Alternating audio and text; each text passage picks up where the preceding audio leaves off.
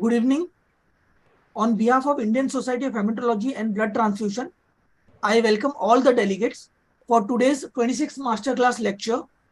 The teacher for today's Masterclass lecture is Dr. Rajendra Chaudhary, Professor and Head, Department of Transfusion Medicine, Sanjay Gandhi Postgraduate Institute of Medical Science, Lucknow, India. Over to you, sir. Yes. Good evening, everyone.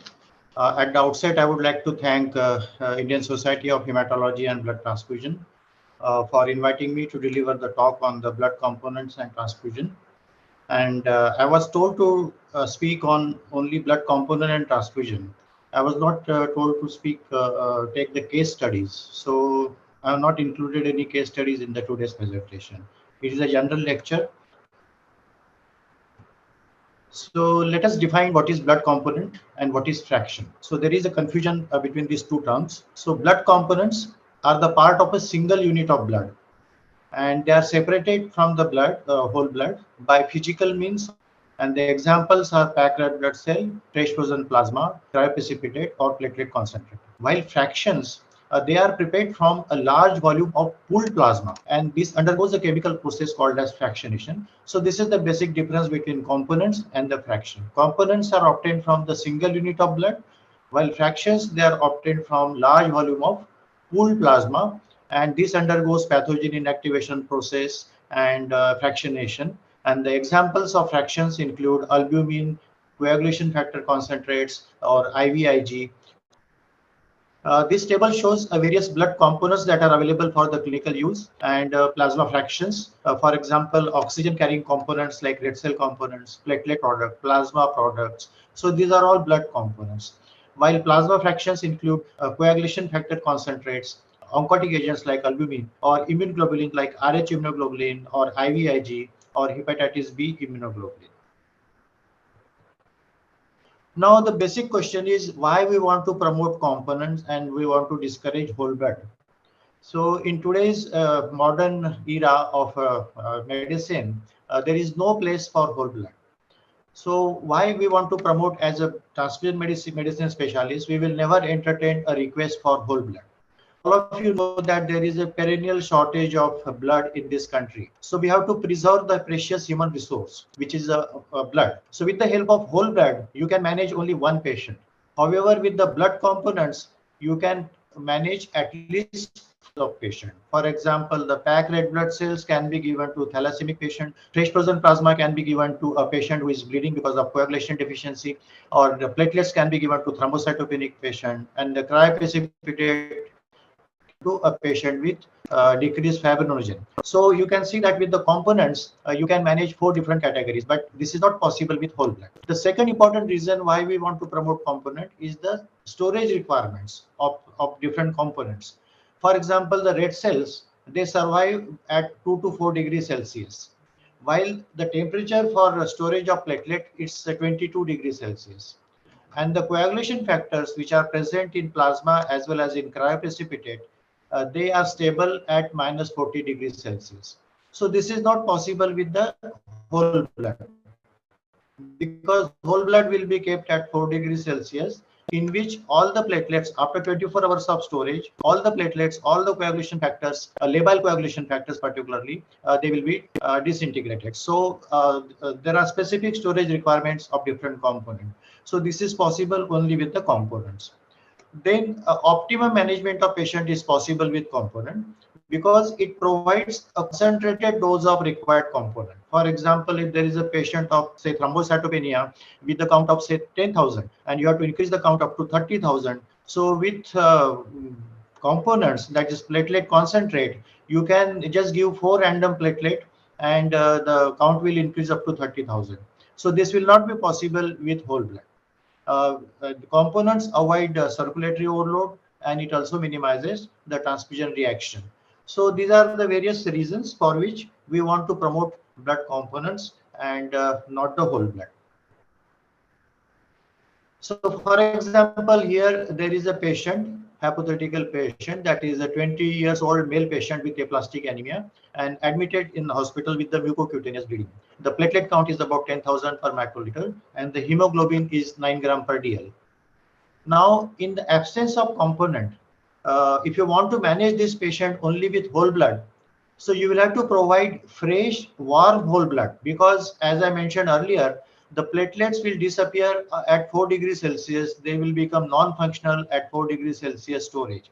So you will have to give a fresh, warm whole blood, and to increase the 30,000, you will have to provide 3 units of whole blood to raise the count up to 30,000. So what is the problem with this approach? That there will be volume overload, because you are giving about 3 to 4 units of whole blood. The total volume will be about 1500 ml.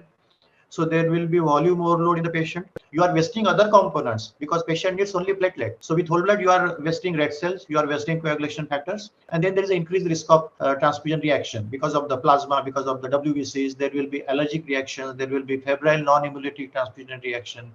So this is the problem with the whole blood management. But if you have components, so in this patient, you can just give 3 to 4 random donor platelet to increase the count up to 30,000.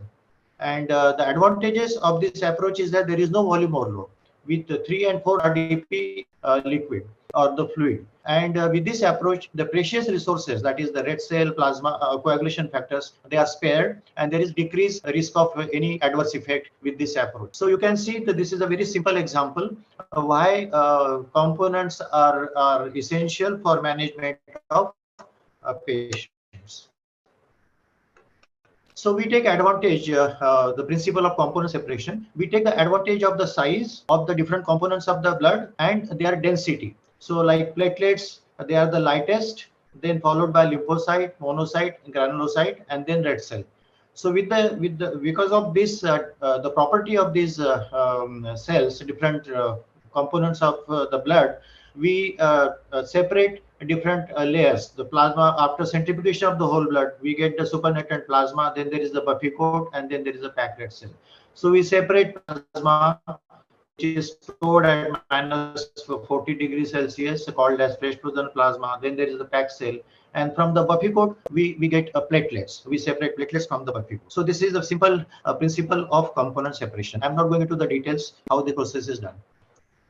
So all the postgraduates, they must know the storage temperature, the shelf life, and the compatibility requirement for different blood components. Because I have seen in our hospital also, in the ward, sometimes the platelets are kept in the freezer, in the refrigerator in the ward if they are not transfused. So that is not advisable. For example, the platelets are, the storage requirement is 22 degrees Celsius. That is the room temperature, and the shelf life is not more than 5 days. And preferably it should be ABO match. However, in case of emergency, if you don't have platelets available in the inventory, then you can give non-ABO match platelets also. So it will not going to cause any harm to the patient. So similarly, the cryoprecipitate is stored at minus 30 degrees Celsius for 1 year, and there is no requirement of any group. You can give cryoprecipitate across any ABO or RH group to the patient. There is no need of any cross matching also. Granulocyte, they are again stored at room temperature, 22 degrees Celsius. Shelf life is just 1 day, 24 hours. And for the compatibility, you just need to do ABO and RH.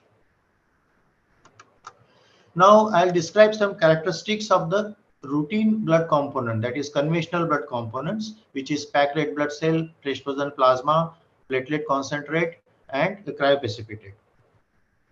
So packed red blood cell is obtained the whole blood and then expressing the supernatant plasma. It restores or maintains the oxygen carrying capacity to meet the tissue demands. The approximate volume of 1 unit of packed red blood cell is about 220 to 250 ml. And the hematocrit will be in the range of 60 to 65%. But this will depend on the type of anticoagulant and the type of preservative you are using. However, generally the hematocrit is in the range of 60 to 65%.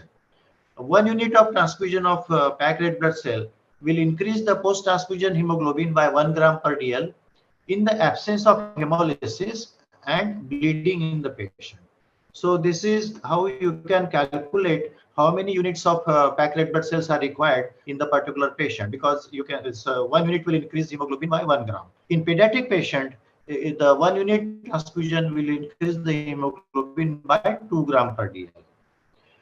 You must also remember that 1 unit of packed red blood cell will provide about 200 milligrams of iron also. So this is a problem in multiply transfused patient, for example, thalassemics. So in thalassemia, with each transfusion, you are giving additional 200 milligram of iron, and that causes the adverse effect of the complication of hemocitosis. Then there is a issue of supernatant potassium in the supernatant. With the increasing storage duration, there is leakage of potassium in the supernatant, and this increased potassium in the supernatant plasma can be a serious problem in certain group of patients, like in neonates, infants, or in patients with compromised cardiac function, or very high age of the patient, like above 70 years of age. So this increased potassium can cause problem. So for that, there are certain guidelines available. For example, the blood which is given for intrauterine transfusion is always less than 3 days old. The blood which is given to patients with thalassemia, it is always less than 5 days old. And for patient with cardiopulmonary bypass, it is about 10 days old. So otherwise, this little bit of supernatant potassium is not going to cause problem in other group of patients. So some changes happen during storage of red cell. As I mentioned earlier, like plasma potassium is increased and the plasma hemoglobin is also increased during storage. ATP, 2,3-DPG, it decreases during storage. However, once the unit is transfused, the ATP and 2,3-DPG will be restored to normal within 24 hours. So these changes are not that significant because after transfusion, the sodium potassium pump is reversed and the ATP and 2,3-G comes to the normal level within 24 hours. Plasma potassium, I have already mentioned in the previous slide. The next component is the platelet concentrate. There are two types of platelet concentrate that are available. Random donor PC, we call this RDP, and there is a single donor PC, which is obtained by apheresis. So random donor RDPs can be obtained from Buffy-coat. So there are some advantages of platelet obtained from Buffy-coat. So therefore, in our institute as well as in majority of the centers in India, the Buffy-coat derived platelets are used. In PRP platelet, there is more of red cell contamination, and that can cause problems in the patient. So Buffy-coat derived platelets are better. 1 unit of RDP contains approximately 4.5 into 10 to the power 10 platelets. 1 unit of RDP will increase the count by approximately 5,000 per microliter in adults. So one adult dose is about 5 units of RDP. So the problem with this approach is that you are exposing the patient to 5 different individuals.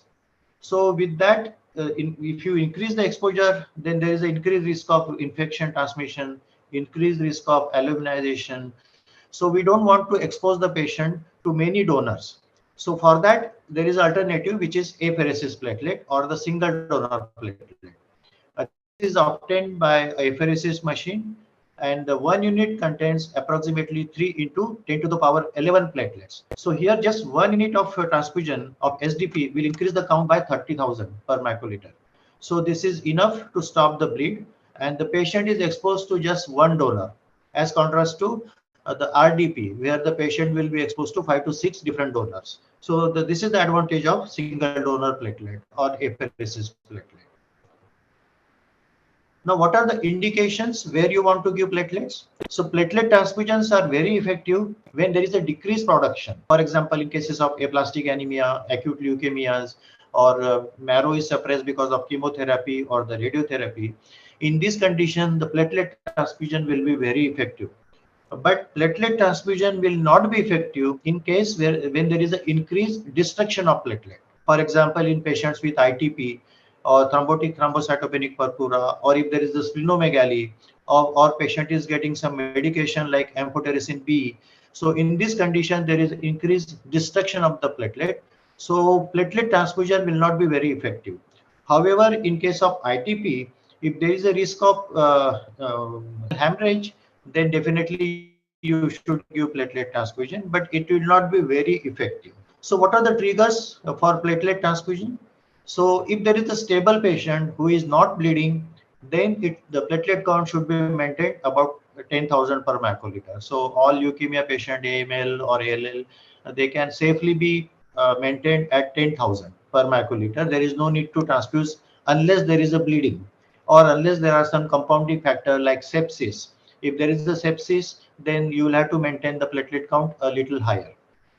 Then if there is a bleeding due to thrombocytopenia, or if the thrombocytopenic patient is undergoing surgery or some invasive procedure, then the platelet count has to be maintained at 50,000 per microliter. Then certain surgeries, for example, neurosurgery and ophthalmic surgeries, the platelet count has to be above 1 lakh. Because the surgeon is operating in a very small field, and the smallest bleed in that area can cause serious consequences. So the platelet count has to be more than 1 lakh if the patient is undergoing neurosurgery or ophthalmic surgery. Otherwise, in all major surgeries, the count has to be about 50,000 per microliter. This is a very important thing to monitor the platelet transfusion. So we have to see whether the platelet transfusion is effective in increasing the count. So we call it corrected count increment, or CCI. So this is the formula given for calculation of CCI: post-transfusion platelet count minus pre-transfusion platelet count into body surface area divided by number of platelet transfused. So this is the formula for calculation of corrected count increment, and this has to be measured at 2 time intervals, one at 1 hour post transfusion and second time at 24 hours post transfusion. There is an importance for this. 1 hour post transfusion CCI reflects immune causes of refractoriness, and 24-hour post transfusion CCI indicates non-immune causes of refractoriness. And the normal values of CCI at 1 hour is 5,000 per microliter and 7,500 per microliter at 24 hours. If you get CCI less than this on 2 consecutive times, then it indicates that the patient has developed refractoriness, and this is the serious problem in the patients who are getting multiple transfusions, like patients who have undergone bone marrow transplants or aplastic anemia patient. They receive multiple transfusions. So in those patients, we face this problem. That means the platelet transfusion is not very effective. After transfusion, there is no increment in the platelet count. So causes of platelet refractoriness, as I mentioned, there are 2: non-immune causes and immune causes. Non-immune, they are most common. 80% of the time, they are the non-immune causes, like the patient is having fever, or there is a sepsis, or there is a splenomegaly, or the patient is taking IV ampho, or the patient is having TTP or massive bleed. So in all this condition, the post-transfusion increment in the platelet will not be very good. But because if there is a fever, we can give the antibiotic sepsis, and then we can give the platelet to this patient. Then in some of the patient, in 20%, immune causes are responsible for refractoriness, and they are antibodies to HLA antigens, like in multiply transfused patient or multiparous women, or there can be antibodies to platelet specific antigen, human platelet HPA, human platelet antigen. So these antibodies are responsible for refractoriness. So as I mentioned, there is another product called as apheresis platelet, so which is going on for apheresis.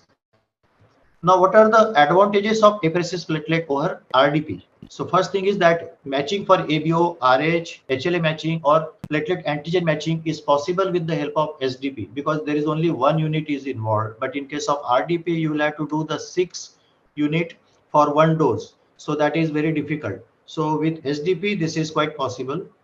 Monitoring of the dose is very easy with the help of SDP as compared to RDP. Donor exposure is less with SDP. As I mentioned, you will have to give just 1 unit of SDP or the apheresis platelet, which is equivalent to 5 or 6 random donor platelet. So that means there is a decreased donor exposure with the help of apheresis platelet. And with this, there is a decreased incidence of transfusion-transmitted infection, because there is only one donor who is giving this component as compared to RDPs. A decreased incidence of infections, decreased rate of HLA aluminization with SDP. So these are very good advantages of single donor platelet or apheresis random platelet, which are obtained from the whole blood. The only problem in the Indian setting, particularly in government setting, is the cost of SDP. So as compared to RDP, the cost of SDP is little higher. So we have to be careful about that, or we have to keep this factor in mind. Now coming to the third component, which is the fresh frozen plasma. This plasma is separated and frozen within 8 hours of collection. So why within 8 hours of collection? Because all the labile coagulation factors, they start decreasing after the blood is collected. So we have to separate the plasma and freeze it as early as possible so as to preserve this labile coagulation factor. So this is within 8 hours we have to freeze it. 1 unit of fresh frozen plasma, the volume is approximately 200 ml. It contains all coagulation proteins, and the level of all these factors is about 1 international unit per ml. So if the volume is 200 ml, so there will be 200 international units of all clotting factors in 1 unit of FFP, and that's why it is indicated when there is a broad spectrum coagulation defects. For example, liver failure or in DIC, there is the broad spectrum coagulation abnormality. PTAPDT is more than 1.5 times normal, or INR is more than 2. Then in such patients, the fresh frozen plasma is the product of choice. And then there are other indications like protein C deficiency or infusion in case of TTP. So there are certain guidelines for FFP usage from BCSH. There are definite indications, then there are conditional indications, and then there is non-indications. So definite indications, as I mentioned earlier, that deficiencies of coagulation factor where specific factor concentrate is not available, immediate reversal of warfarin, DIC, and TTP. These are the definite indications for use of FFP as per BCSH. Conditional, that is in the presence of bleeding and the coagulation is disturbed. For example, liver disease. If there is a patient of liver disease who is bleeding and the PTAPTT they are prolonged, then fresh frozen plasma is indicated. Or the patient undergoing cardiopulmonary bypass, the patient is bleeding and the coagulation is abnormal, then again you can give you are justified in giving fresh frozen plasma to this patient. However, plasma should not be given to correct hypovolemia as a nutritional support like replacement of albumin or protein. It should not be given, or for the treatment of immunodeficiencies. So these are non-indications for use of FFP.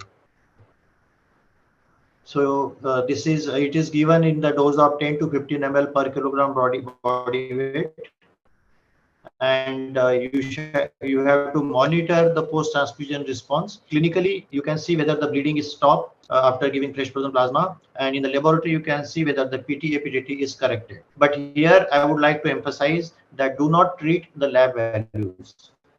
Clinically, if the patient has stopped the bleeding, then there is no need to give fresh frozen plasma, even if the PT-APDT is prolonged. So do not try to bring down the APT and APDT to the normal level by giving FFP. Just see the clinical response. If the bleeding has stopped, then there is no need to give another unit of FFP.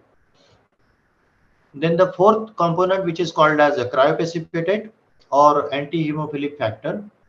This is the fraction of the plasma that does not dissolve on thawing plasma at 4 degrees Celsius. It forms a precipitate at the bottom of the bag of plasma at 4 degrees Celsius. So that is called as cryoprecipitate. It is very rich in factor 8, fibrinogen, 1 milligram factor, and fibronectin. The usual volume of 1 unit of cryo is very small. It is about 15 to 20 ml. And one adult dose is about 1 unit per 10 kilogram body weight. It is generally used to treat fibrinogen deficiencies like hypofibrinogenemia, afibrinogenemia, or dysfibrinogenemia. It can also be used to treat uremic thrombocytopathies. In the Western world, they have stopped using cryoprecipitate for the management of hemophilia or von Willebrand because they have recombinant coagulation factors available. In India, because of the cost and the supply issues, majority of the centers in India, they are still managing hemophilia and the von Willebrand patients with cryoprecipitate. Otherwise, because of the risk of infections, the Western world has stopped using cryoprecipitate for hemophilia. So there are some guidelines for replacement therapy. So depending on the deficient factor, like if there is a deficiency of fibrinogen, if it is not available, then second choice is fresh frozen. Choice is FFP. Factor 7, first choice is again FFP. For factor 8, obviously first choice will be factor 8 concentrate. But if it is not available, then second choice will be cryoprecipitate. And factor 13 deficiency, the choice is cryoprecipitate. So you can see that majority of the coagulation factor deficiencies can be managed by fresh frozen plasma as well as cryoprecipitate. Now there are certain modified blood components or the routine blood components. Now we modify some components. So one such component is leukoreduced blood component. So you can see that the contaminating leukocytes, they are responsible for variety of adverse effects, very serious adverse effects in the recipient. Like they are responsible for HLA aluminization, which can cause platelet refractoriness. They are responsible for transmission of lymphotropic viruses like CMV, Epstein-Barr virus, or STLV. Then these WBCs, contaminating white cells, they are also responsible for immune suppression in multiply transfused patients, and that is responsible for post-operative infections or recurrence of the cancers also. And reactions, transfusion reactions, like febrile non-hemolytic transfusion reaction, is a common feature in multiply transfused patient, and that is because of the cytokines which are released from these leukocytes. So therefore, we want to remove the leukocytes from the blood, and that is called as leuko-reduced blood component. For that, some filters are used. The filters, there are two types: the bedside filter, which is lab side filter, or we call it a pre-storage filter. In blood bank, before processing of the component, we use the filter. So there are some advantages and disadvantages of each filter. By and large, pre-storage filter, which is used in the blood center, is better because it will remove the leukocytes before start synthesizing cytokines, while the bedside filter will not prevent cytokine formation. So the reactions like febrile non-hemolytic transfusion reactions, which are because of the cytokines, they will not be prevented by bedside filter. However, with pre-storage filtration in blood center, we can remove the leukocytes before they synthesize cytokine. So this is the advantage of lab side filter. So they reduce the febrile transfusion reaction, they reduce HLA aluminization, they prevent refractoriness to platelet transfusion, and they are also CMV transmission. So I will discuss in the next few slide about the usage of leukocyte depleted component in CMV transmission. However, remember that it does not prevent graft versus host disease, transfusion associated. For that, you have to use, and only cellular components need to be filtered.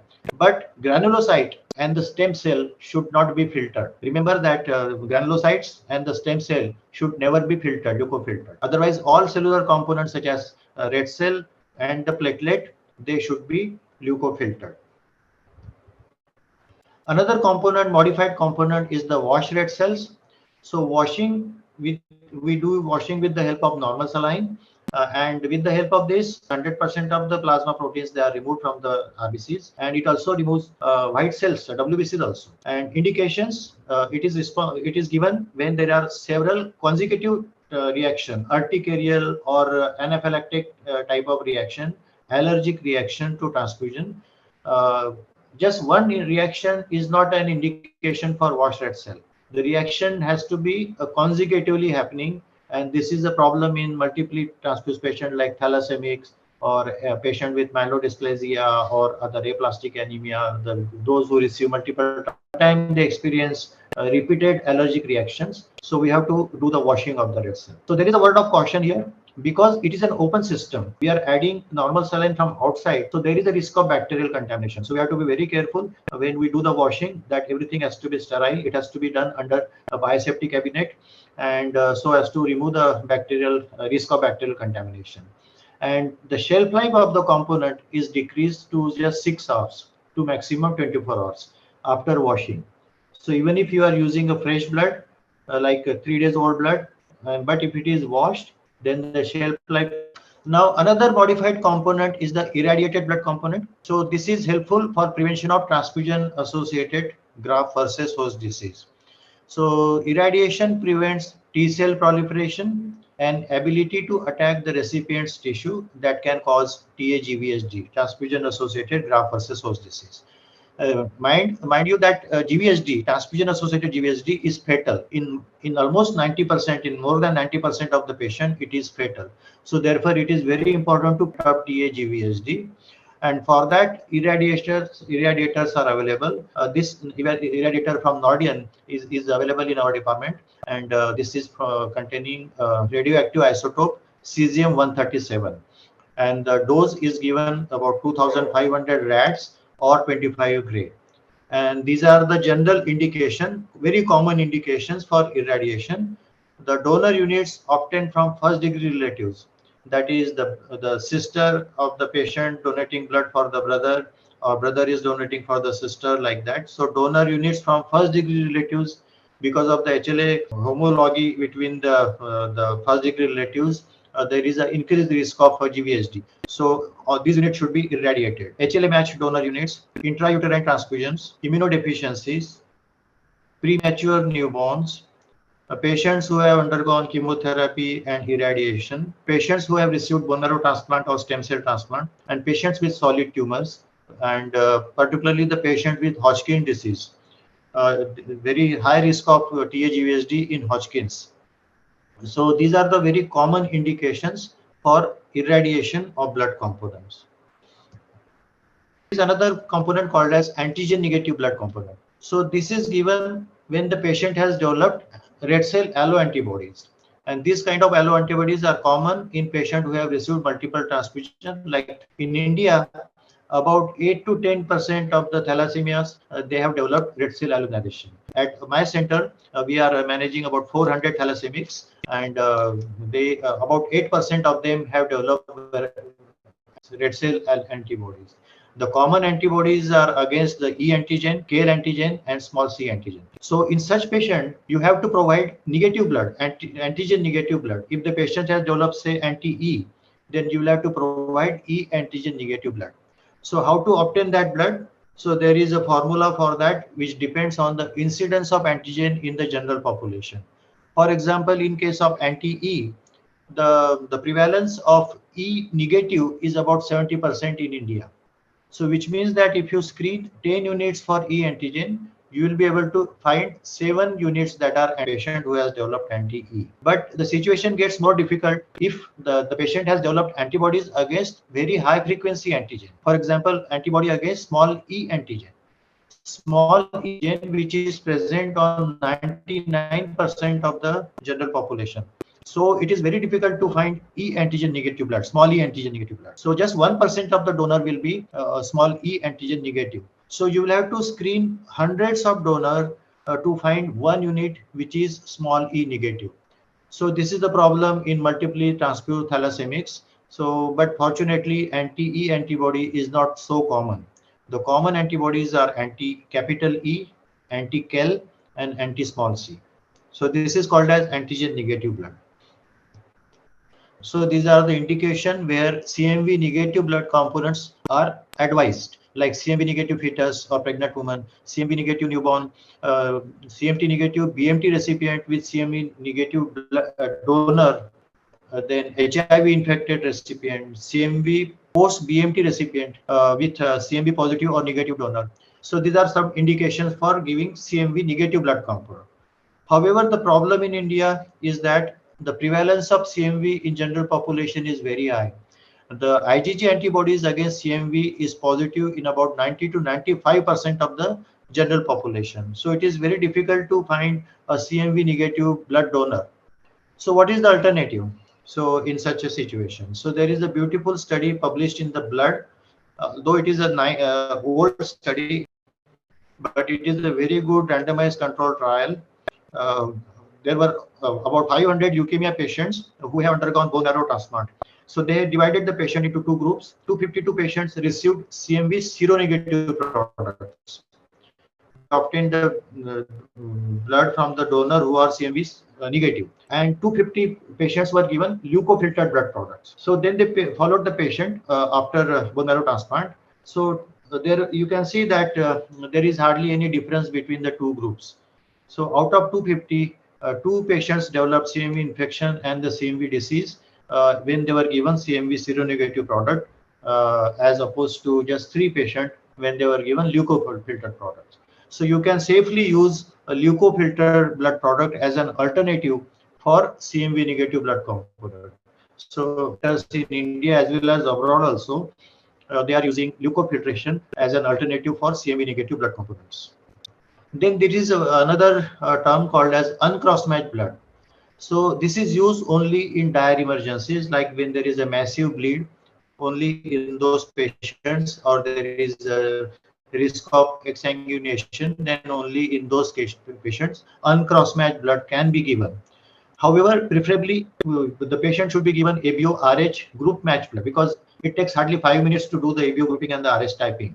So it is better to give ABO and RH match blood. And if there is no timing even for grouping, then straight away you can give O positive blood to male patients or female patients beyond childbearing age. However, if the patient is female and childbearing age, then O negative blood has to be given to prevent antibody formation against the D antigen. However, for blood centers, cross matching has to be done retrospectively. So you have to issue the blood and then retrospectively you can perform the cross matching. So this is regarding uncross matched blood. Infusion rate, again, this is for the postgraduates. Uh, the first 15 minutes of transfusion, the rate has to be very slow. It less than 25 ml for the first 15 minutes because serious catastrophic reactions like ABO hemolytic transfusion reaction can present with very small amount of the volume.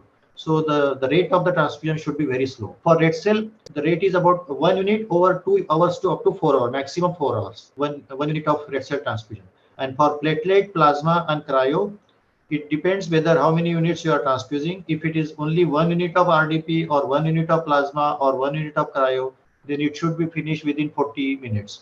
But if you are transfusing about one dose, which is equivalent to 6 units, then you can transfuse within 1.5 hours to 2 hours. So these are the infusion rates of different components. Section is the judicial use or the rational use of blood and blood components. So there is a basic concept of component therapy that transfuse when it is absolutely necessary and transfuse only what is deficient in the patient. Like thrombocytopenic patient, he is deficient in the platelet, so just transfuse platelet. There is no need of giving RBC as well as fresh frozen plasma. And transfuse when it is absolutely necessary. So these are the two basic principles, cardinal principles of blood component therapy. When you question to yourself that why to transfuse to this patient, so you have to do the benefit versus risk analysis. If you think that the benefits of transfusion are more than the risk involved, then definitely you should go ahead and transfuse the patient. Another important thing when you want to decide the transfuse, look at the symptoms of the patient rather than the lab values. If for example, the patients with renal failure, they are generally the hemoglobin ranges from 6 to 7 gram per dl generally, but they are stable patient. They don't have any symptom, so there is no need of transfusing such patient. So even if the hemoglobin is 7 gram, there is no need to transfuse. So look at the clinical symptoms. If the symptoms warrant transfusion, then definitely you should go ahead. The second question is what to transfuse. Again, whole blood is not advisable. You have to give components or the fractions. Then how much to transfuse? Just giving 1 unit of RDP to a patient with say platelet count of 8,000 is not going to make any difference. It will increase the count by just 4,000 to 5,000 and the will continue.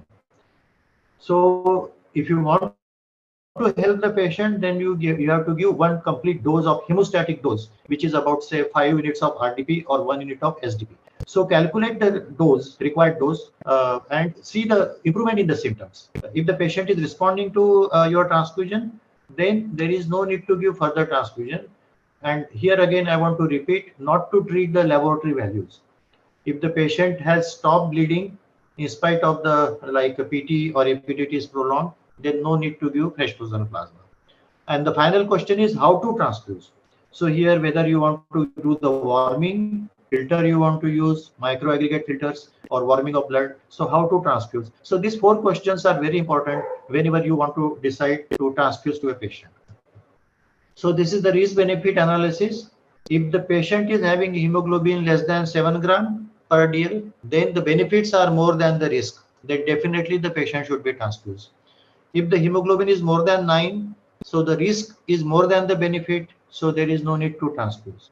Then there is a gray area between 7 to 9 are important for deciding the transplant trigger. For example, if the patient is neonate or patient has a compromised cardiac function, or if the patient is very elderly, then the clinician has to decide whether this patient needs transfusion or not. So otherwise, it is very clear that when to transfuse and when not to transfuse.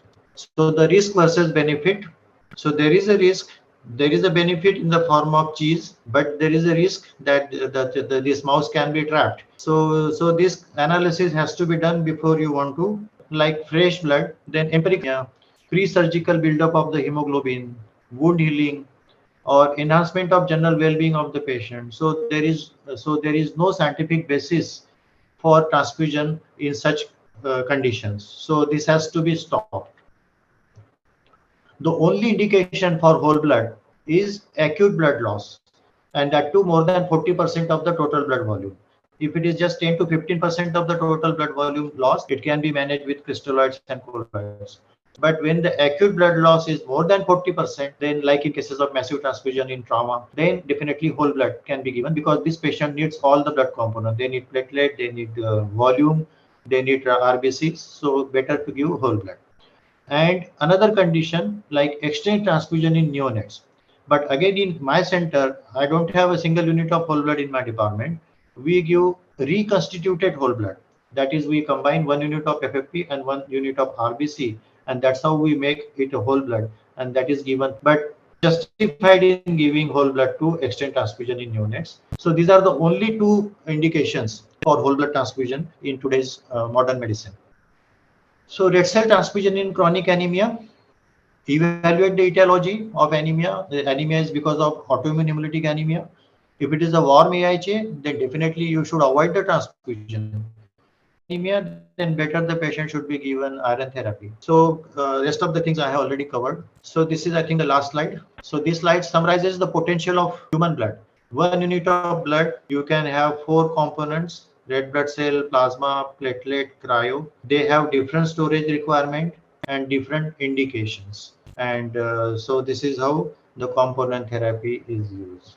So I would like to conclude this lecture that there is no place for whole blood in clinical practice except acute blood loss and exchange transfusion. Combined therapy is the need of time. However, here I would like to share with all of you that in India, the situation is not very good. The National Blood Transfusion Council has recently shared the data about component usage in our country. The components are only 30%. 70% is still being used as whole blood. So we need to do a lot in this regard regarding promoting component therapy. We have to promote the rational use of blood. For that, every hospital should establish hospital transfusion committees. We should do the audit of blood utilization, how the plasma is being utilized in your institute, how the platelets are used in the NICU or in the ICU. We should promote autologous use of blood, discourage use of fresh blood, and use of technology. Like this is a very good system now being used in developed countries. They have a decision support system mechanism in their hospital information software. What happens that suppose there is a patient with a platelet count of 50,000 and the clinician want to raise on the computer. Immediately there will be a question in that window. The platelet count is 50,000. Why you want to transfuse to this patient? So you have to, the clinician has to justify that the patient is bleeding or patient is having sepsis or there is a splenomegaly or something. So you'll have to give the reason for your decision. And if it is justified, then there is no problem. Even if the platelet count is more than 50,000, there is no problem. You can transfuse. So this is a very helpful support system to make the decisions for the clinician. So this can be easily incorporated in our hospital information softwares. So this is how we can promote the rational use of blood and components. So thank you for giving me this opportunity to deliver this talk. As I mentioned earlier, I was not told to cover the case studies. So this was just a general lecture about blood components. Thank you. Attendees, I request you to please raise your hands if you have any question. Hello, sir. It's a nice lecture. I want to know one thing. That is for FFP. Why should we do cross matching? Whether for cryo we have not to do cross matching. No, there is no need of cross matching. I mentioned only ABO match. Even RH matching is also not required for fresh frozen plasma. So just ABO matching, because there are no RH antibodies in the plasma, naturally occurring antibodies in the plasma. In the slide, I did mention about matching. It was only for packed red cell. Fresh frozen plasma is just ABO matching. I know some of the centers in India, they do all these things. So because there is a lack of knowledge or they want to be extra cautious, they do all these things, but it is not required. Okay, okay. One more question I want to ask. From 1 unit packed red cell, we all know that 1 unit packed red cell gives 200 milligram iron. Does a iron deficient patient, in a iron deficient patient, can this iron go into the labile pool? Can it be utilized for erythropoiesis, or it is stored in the macrophages? Yeah, it will be stored in that tissue only, and this will not be a proper way of, because unnecessarily you are giving red cell transfusion with added consequent reaction, transfusion reaction, infections, and you are wasting the resource, red blood cells. So it will definitely go into the tissues, and secondly, it is not the proper way of managing iron deficient patients. Yes, yes. Thank you, sir. Thank you.